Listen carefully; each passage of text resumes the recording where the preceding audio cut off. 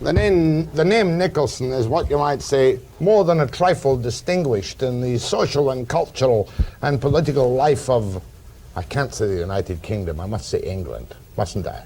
You can say both. Can I say both? Yeah, you can say Great Britain. No, that's gone. Great Britain. Nobody talks about Great Britain anymore. Well, great doesn't mean magnificent or famous. It means the totality of the 3 or 4 provinces which make up the country. 3 or 4 provinces. Name the provinces. England, Wales, Scotland, and Northern Ireland. Northern Ireland. And in totality, they make Great Britain. But it was only really Great Britain in the great days of the What Empire. about the British Isles? The United Kingdom and Northern Ireland. All right. Have it as you want. Is that too picky? That's okay. That's okay. First, you need a little background. So, Nigel Nicolson is the son of a very famous British politician, Sir Harold Nicolson, and his equally famous wife, Vita or Vita? Vita. Vita Sackville-West. And I spent the weekend flipping through some of this Nicholson's books. Great Houses of Britain, is that the name of that one? Great Houses of Britain. Recollections of Virginia Woolf. Well, the Letters of Virginia. The Letters of Virginia Woolf. And the other 2 books. Quick, help me with the names. Mary Curzon. Oh, great book. What else have you got? Portrait of a Marriage? Portrait of a Marriage. Yes. That was right. Those were the ones I flipped through. Matter of fact, they're all up on the screen right now. Harold Nicolson, the later years, 45 to 62. But before we talk about the old man, let's talk about you. And I put up a very crass introduction on the Tube this morning based on what you're going to be talking about. Is Britain going down the Tube?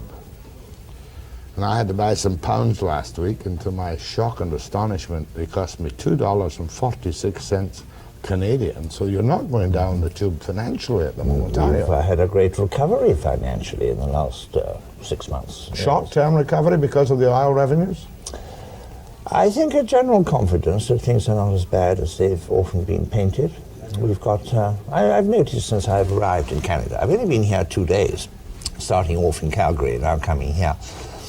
But everybody says, oh, you're in a very bad way, you're the sick man of the Western world, you're in danger of being taken over by a communist coup, working through the trade unions, and nobody does any work, they're all on strike. And this is not the picture that I had of my country, which I left only 2 days ago. It's thriving. It's got its troubles, which you may want to ask me about. Oh, I'll ask you about the troubles, but first of all, I want to talk about your own troubles. You were elected as a Conservative MP in, what, 1952? That's right. For Bournemouth East and Christchurch, it says here. Right. And you were one of the small group, I forget whether it was you or somebody else who led the group, which opposed the Suez venture and were thrown out of your party. You got it absolutely right. That sums it all up. This was the major political crisis in my life. In fact, it ended my political career, which wasn't very distinguished or very long. You were never tempted to go back in again? I was never actually asked to, because you see, when you've shot the colonel in the back, or let down the side, as you English say. Let down the side, you're not very popular with the rest of the team. And I think it's rather a good thing that there should be in the House of Commons, any democratic assembly, people who aren't there for the career or the money, or even the fame, or the position, power. or the power. Now they're just to contribute what they've learned from life until they've got in and have their say. And if they feel very strongly that their party's doing it wrong, well, then they're in the position to say so, and they should say so. But once they change labels and support their party, it really is incumbent upon them as decent fellows to resign from that party and the House. Well, of course, I didn't do that. I never ceased to be a Conservative. But on this one issue, and on another relatively smaller one, which was whether we should keep capital punishment or not, I found myself at loggerheads with the people who had elected me. Let me try and guess for a moment.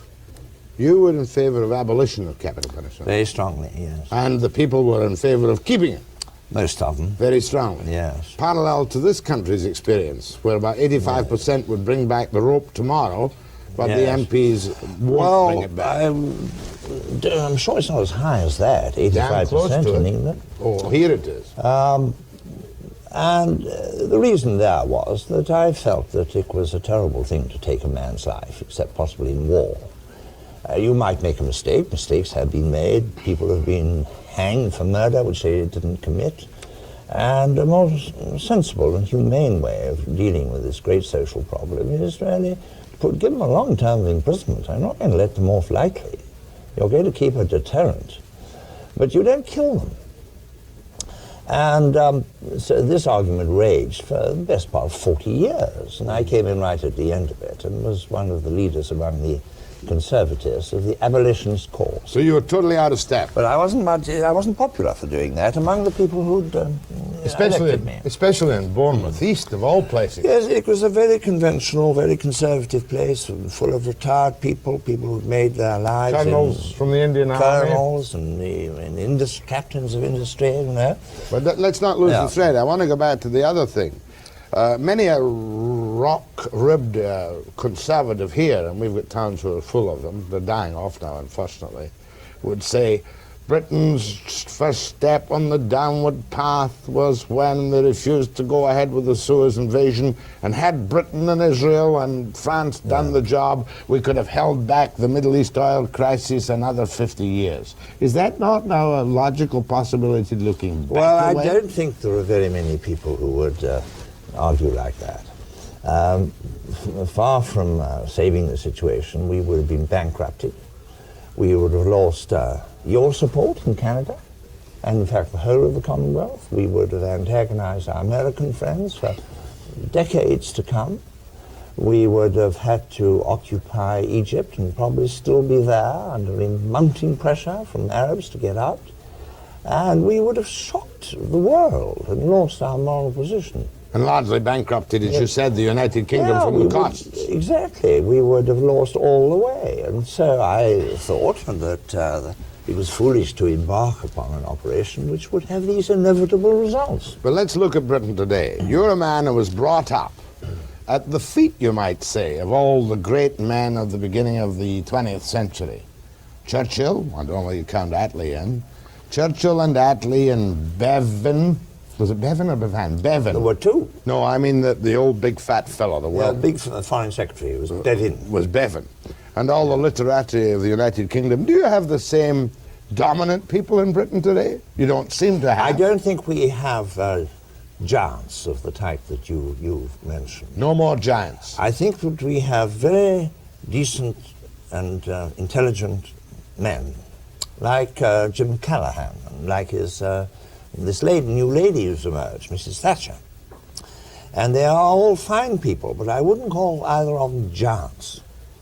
I would say that they were worthy of leading the country, but they will take their place historically among the lesser prime ministers. In other words, giants only appear in time of national emergency in Britain or anywhere else. Well, we've perhaps had three political giants in Britain in this century: Lloyd George, Churchill, and I would put the man whom you briefly mentioned, Bevan, not Bevin, Bevan. And he was a Labour man, came from the mines, and was, without any question, the greatest orator I've ever heard. He was? He was greater than Churchill. He had the power of extempore speech, which was absolutely fabulous. He was a very well-read man, a very cultured man. He had wonderful far-seeing ideas. He had enormous humanity. And he was a Labour man, and I was speaking as a fellow who was a conservative. Mm-hmm. But we used to sit on our benches spellbound by this man. And I think that I probably was indirectly very influenced by his attitude. I'm going to ask you to tell me a little bit more about him. I vaguely remember something from one of your books on his brilliance in recapturing and learning quickly international affairs. After this break with Nigel Nicolson.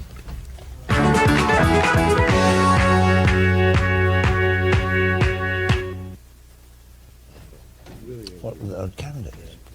What book are you going to talk? I thought it had one. No, Jack. Piece of weekly. And you interviewed them here last week.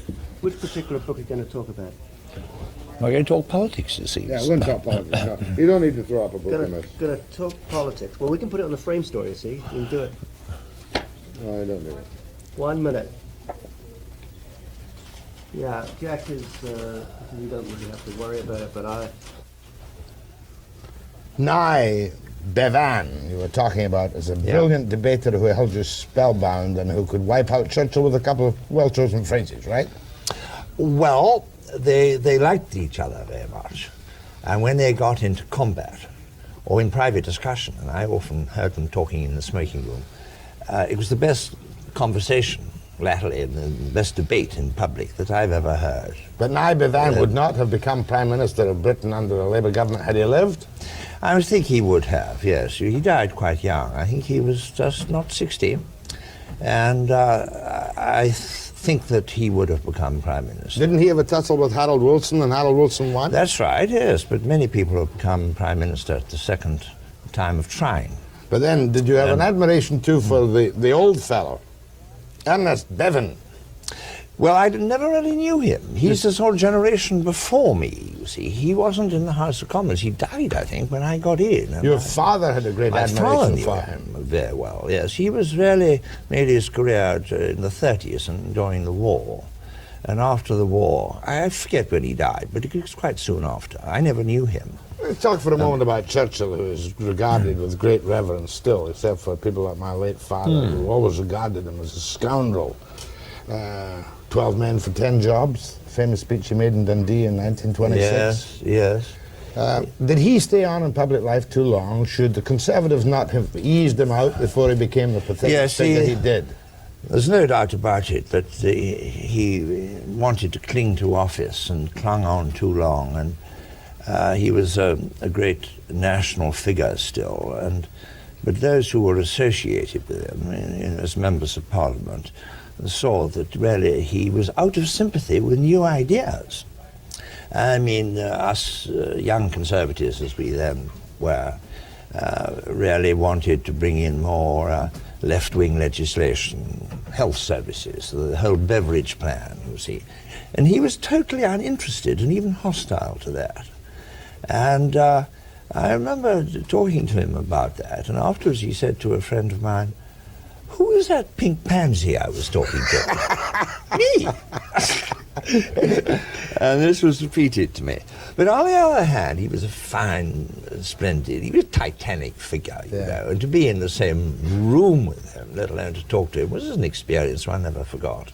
And he dominated the House when he was on the go. He could have, even in his older age, flashes of brilliance. Can I give you an example of that? Please, I'd love you to. You can talk about Churchill all morning. It is a Churchill. One day, a lady member of Parliament, Barbara Castle, who became a cabinet minister, quite well known, was making a violent speech. And Churchill got up and replied to her.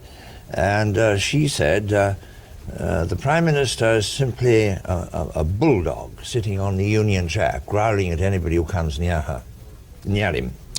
And Churchill, straight off the cuff, said, "We all know what flag it is that the Right Honourable Lady, Mrs. Castle, is sitting on," meaning the hammer and sickle. "But she, of course, is not a dog." I've never heard a group of people laugh so much as the House of Commons. Excellent. Did. We know what she's sitting on, and she is not a dog. She is not a dog. She is a whatever. That was left Good old Churchill. for people to supply. How about Parliament today? You seem to be you were almost heading backwards in your parliamentary democracy when you started this nonsense about devolution and creating provincial powers.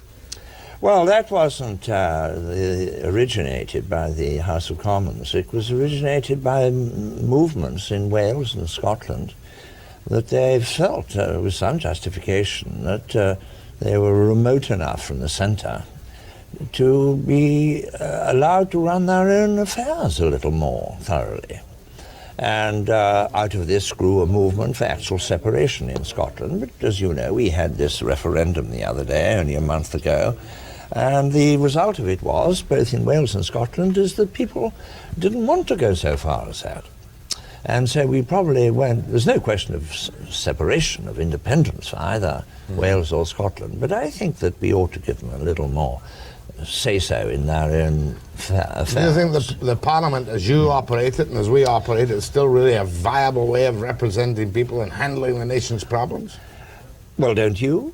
I can't think of any other way. But there's no other way if you live in a democracy. I'm inclined to think, though, that... Yes. A lot of the power is leaked away, of course, from the House of Commons. It's leaked away to the civil service, who arrange a lot of things without Parliament being consulted. It's leaked, of course, to the Cabinet, which has become more and more powerful. And most of all, it's leaked to organised labour in the trade unions. Just one moment before you go that. I'm not a political scientist, but I suppose the grave danger of the parliamentary democratic system without the checks and balance of the American system is that a strong prime minister supported by a large number of not necessarily strong backbenchers becomes, under your system and ours, the virtual dictator of the country. Well, that's too much. I mean, of course, he can lose power by being outvoted in the House of Commons. He's subject to constant checks and balances. I mean, there's no one near a dictatorship. He's the sort of leader of a group of men who form his cabinet, and they are influenced and subject to Parliament. I think it works very well. I'll give you another proposition. I don't know what you do in Britain, but here in Canada, and I'm not answering you to attack us unless you wish to, our parliamentary leader is picked by a bunch of backroom healers or little old ladies in square-toed shoes at party conventions, and therefore the man who becomes the Prime Minister is not the best man who is the majority of the House of Commons. He may be the charismatic cipher who is picked so that they can campaign with him on television because he's charming. Do you still pick your party leaders outside of the House? Do you pick your party leaders outside of the House of Commons? No, the party leaders are picked by the parliamentary party. You have an improvement on that. But of course the whole of the rest of the nation joins in very vocally. But you see the danger of the American type system. Yeah, but don't minimize this quality of charm, of being able to present a case and yourself in a way which is agreeable to the people. On the other, it's a tremendous political gift. On the other hand, you may have a party leader who is a compromised candidate picked by accident who's going to be a national disaster. Well, that could happen. It hasn't happened in our case. I mean, Jim Callaghan is a pretty formidable man, as well as having this power of public Might have relations. a chance for a couple of calls to Nigel, but I want to talk to him more specifically about things in Britain and Callaghan and the trade unions, because I suspect you're fearful of the unions in Britain. Well, I've heard since I arrived in Canada that people are very nervous that trade unions are getting beyond themselves. It isn't really quite like that. Hold your breath, Nigel, and we'll be back after this break.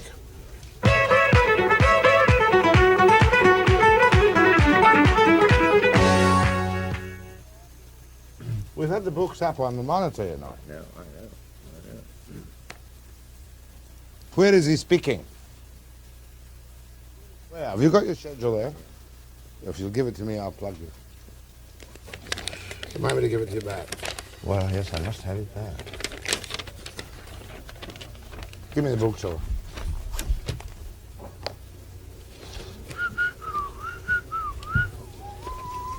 It's UBC, Simon Fraser, and the University of Victoria, and then a few other things like the Vancouver Club, Canada Club. But we don't talk about them. No. Christ, can you tell me what days you're where?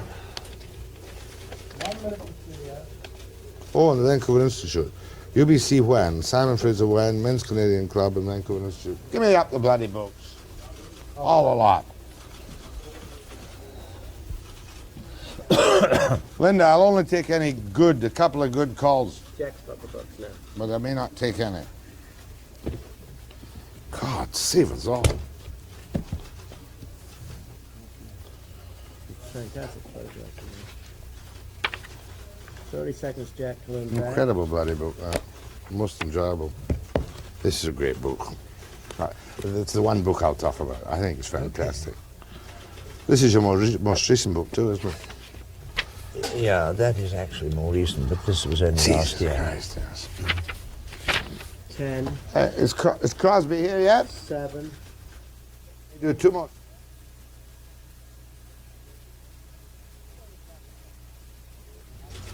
What were we talking about, Nigel? I know what we're talking about. Democracy. I was going to ask you about the labour unions in Britain. Callaghan has not been afraid to tackle the unions, has he?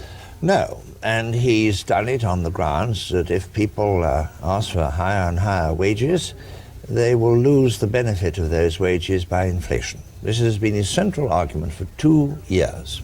Hold your horses. But he has lost a bit of control now.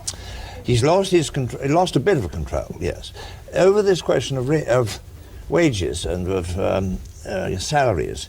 You see, I think it's important to make clear that it is only on the question of pay that this row has grown up.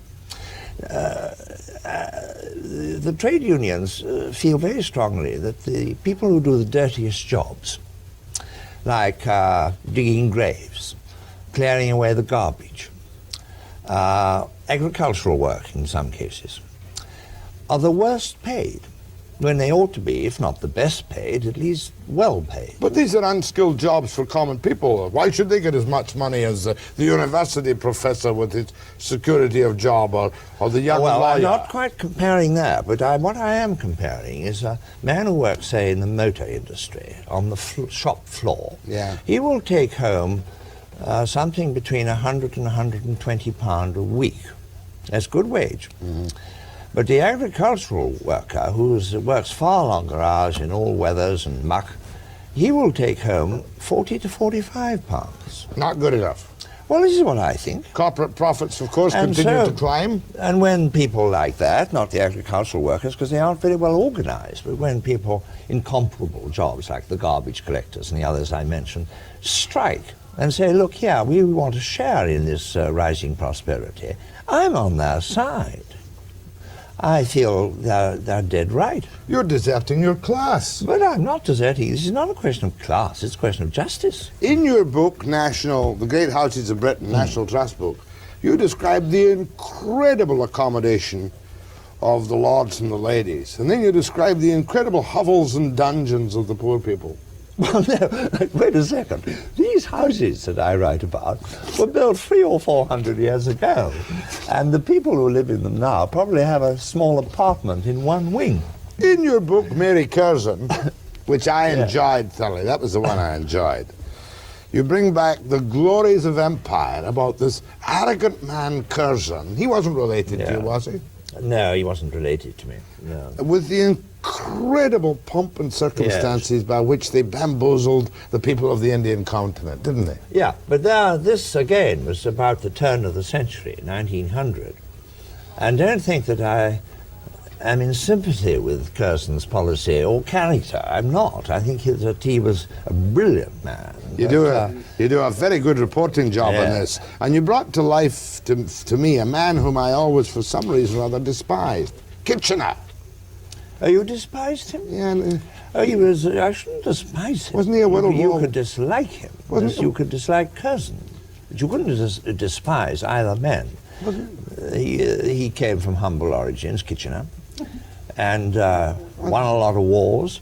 Oh, and But muffed he a few wasn't a very things. nice man. That's maybe why I Yes, despise that's a him. different matter. Wasn't he the guy who sank on the Hampshire, going around the north of That's right. Scotland That's in how the he First World War? died in World War One. And He here came is to this Russia. arrogant soldier trying to take over the powers of the democratically appointed Viceroy of India. Well, Curzon. remember Kitchener was a national hero. They didn't think of him as an arrogant soldier. They thought of him as a sort of leader of the front line of defense of the empire. He was a great, great figure, and even greater than Curzon. That's a good book. Oh, I'm glad you liked that. Like that. Yes. I'm sorry I haven't read your book on Alex. Oh, yes, I enjoyed doing Just that. a minute, people won't know who Alex was. Alexander of Tunis. Do you want me to tell you? Alexander of Tunis was a socialist, was he not? No, no, he was not. Left-winger, No. appointed by the Labour government. No. He was a World War II general. Oh, I know who it was. You know, why do you say he was a socialist? He was a right-wing country gentleman of the exquisite manners, marvelously handsome appearance. I met him once when he was appointed to Did you? become Governor General of Canada. That's right, yeah. And I always had the feeling that he was very much in sympathy with the Attlee government which appointed him to the job as Governor General of Canada. I think all you could say was that he was loyal to it. I mean, they were the people, as you say. All my life I've been hoping he was a socialist. No, he was nothing socialist. Next question, dreadful question. You're an old Grenadier Guards officer. Yeah. Who was the architect of victory in the desert? Was it Alexander or was it Montgomery? The man who won the battle was Monty.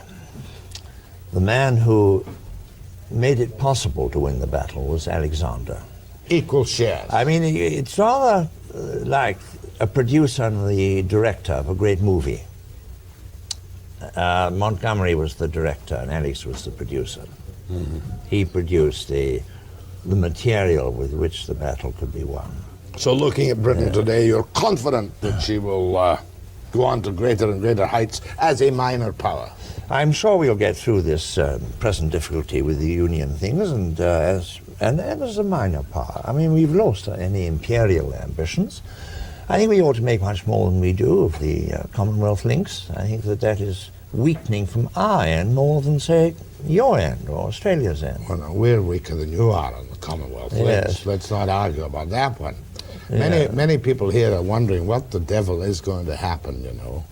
There are still people who advocate that the British go back in with force into Rhodesia, which is nonsense. Nope, we won't do that. Will there not come a time, though, and you're an astute politician, when the West might have to make a very nasty choice about the continent of Africa, as between South Africa, Rhodesia, and the Soviet domination of that continent? What do you mean we might be faced with a sort of Vietnamese situation in Africa? Well, I'm sure that we wouldn't engage in a war if you're talking about military action. And I don't think after their experience in Asia that the Americans would repeat it in Africa. I want to give you a good plug, Nigel Nicolson. You never were a newspaper man, were you? Never. Never. Just a writer and a soldier and a politician. And a publisher. And, you publish your own books? Yeah, I have. I founded a firm with George Weidenfeld. It's called Weidenfeld Nicolson. When are you lecturing at UBC? Can you tell from this complex schedule? Well, you'll have to look at it, what day it is. But I think I'm UBC for 27th, you're twice at Simon Fraser lecturing in seminars. 26th, you're at University of Victoria lecturing to faculty and students at night. In UBC, private, lecture to faculty, 22nd. So I managed to find my way through your schedule here. Listen. Did you keep it? No, I shan't. This is my Bible. I'm going to let you go now, Nigel Nicolson. You're going to be talking. Oh, one last thing. You're going to talk about Britain going downhill, which of course you reject. I'm talking about that on one occasion only. Another occasion, Virginia Woolf. That's right. And I'm talking about biographies. The art of biography. The art of biography you have demonstrated very well is to get hold of their diaries, isn't it? Well, I'm going to talk about, in that context, the problem, how far should a biographer go? Well, you went all the way in the biographies of your mother and father. That went quite a long way. And I'm going to examine this problem. Is there such a thing as discretion left? Well, now, I'm glad you raised that subject. Should you leave things out that you know and don't want to say? No. Do you think you should leave nothing out? Nothing out. Well, what would happen if you discover... Once they're dead. Yeah, but they have widows and children. They can't sue. They can't sue, but they give you the material, you see. You're, in a sense, obligated to them for the letters, the diaries, the private papers upon which all biographies must be That's a very good question. Let me think about that just for a second. Well, if you were going to do my biography after I'm dead, my wife would say, you may write this providing you exclude this and that. And that would hold you up tight, wouldn't it? It depends what it is. I mean, say that in the course of my research about somebody, I discovered that for years he'd been carrying on an affair with his wife's sister. This is a hypothetical example. An incestuous caper. And the wife is still alive, the widow. Now, do I put that in or don't I? It's going to cause her tremendous pain. And is it really relevant to the life, say, of a soldier or a politician? And I think I would be justified in leaving that out. I might pencil in on the document where I'd found this. I have read this, NN. But I don't think I'd put it in. But you're for total exposure? Well, you've raised the most unfortunate topic this very morning. And I'm going to give you a smart aleck answer. If you are writing it for the Daily Mirror for £100,000 forthwith, you put it in. If you're writing it for history, I suppose that you would put it in a footnote, quietly. For instance, my national hero, the man who entitles me to describe myself as Scotch and not a Scotsman. I think that's an Anglophone piece of nonsense. Robbie Burns. He had a second career, which I have only come across in one book, of writing the most filthy body, pornographic, wonderful songs. How did he? And yet the whole image of Robbie Burns is that he was a good, clean ploughman who had a fancy for the women. Yeah. But he had another side to him, Robbie Burns, which is out not in any biography, and it's essential you know that about Robbie Burns. Well, particularly with an artist, I think when you're dealing with a politician or a soldier or something, the most intimate, the sex life of the man is not really very important. With an artist, it's enormously important because it affects everything they write, particularly if they're writers of fiction or poetry. Oh, no, I disagree with you entirely. If you're dealing with the sex life of a famous politician, I think that's part of his whole decision-making process. Do you think it really is? Yes, I do. Do you think that Lloyd George would have been a better Prime Minister if he hadn't had an affair with his secretary? He might have been a worse Prime Minister if he hadn't. He might have been, yes. It's interesting. And, of course, all that sort of thing has now been revealed. There's no question of concealing it. Another example is Asquith, one of the most upright prime ministers we've ever had. And his colleagues in the cabinet noted that he was always scribbling on a block of paper, and they thought he's a very conscientious man, he's taking note of every word we say. In fact, he was writing letters to his girlfriend. And and they're fascinating because they're word by word, blow by blow accounts of what was going on. Nigel Nicolson, I want to make a public confession to you. You saved this interview from my wrong approach this morning. I went off on the wrong track, you brought me back on the right track. I shall treasure this piece of videotape. I don't see how I did that. No, you did. You brought it back to interesting, fascinating stuff instead of my routine questions about Britain going downhill. My thanks to Nigel Nicolson. Thank you, Will.